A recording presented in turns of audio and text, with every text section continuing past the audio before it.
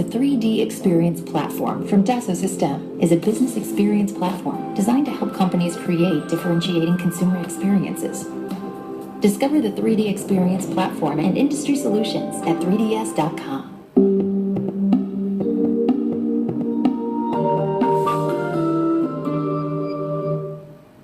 What does Etihad get out of buying a stake in Alitalia? Well, essentially, they're trying to access one of Europe's biggest air travel markets. Italy's obviously got a significant population. Etihad's entire business model is built around feeding as much traffic as possible through its hub in Abu Dhabi, where the local population is not that large. Wow, I can't wait to hear Lufthansa's response to this. How do you think it's going to go down with Air France, with Lufthansa? Lufthansa recently in its profit warning was pointing the finger pretty clearly at the GCC carriers, saying they had an unfair advantage. Is this another example of that unfair advantage?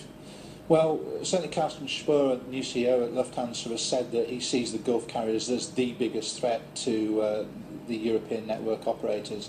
And there have already been rumblings of discontent about Etihad increasing its stake in Air Berlin via a convertible bond, which can never actually be realised because they go beyond the limits allowed. So we're certainly going to see some rumblings of discontent, but we've got to remember Air France has a stake in Alitalia, so will be to a degree party to this. It declined to increase that stake. Yeah. How does Alitalia sort of fit into Etihad's strategy of building alliances? It seems like everybody is trying to become this, all the Gulf carriers are trying to buy stakes in big European. Well, they're doing it differently. Emirates has always stood alone. It doesn't invest, it just adds these huge A380s and builds up its own airline and hub.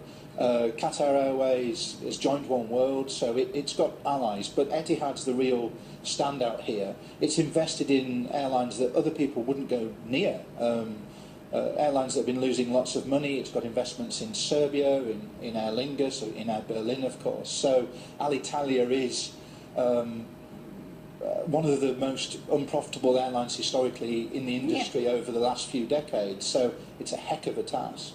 If you're John Lee here and you're watching this, are you thinking, you know what, we've got a bit of money behind this airline now, a bit of fleet renewal. Are we going to start seeing a lot more aircraft being ordered? Are we going to start seeing a wholesale revitalisation of this airline? Well, there's certainly going to be lots of reorganisation, and there are fleet requirements. They've rebuilt the short-haul fleet a while back, but in terms of long-haul, yes, there will be orders there. The big question for Alitalia is what happens to its long-haul network, because remember, Etihad wants that. Does it need a long-haul? Well, it will want a long-haul network. It will certainly want to serve major destinations, but a lot of flights have already been directed via Paris with the Air France link-up, and now Etihad's going to want to divert a similar number of eastern flights via Abu Dhabi. That's the whole point of this. So quite what the new Alitalia will look like in terms of fleet and size and where it flies really remains to be seen.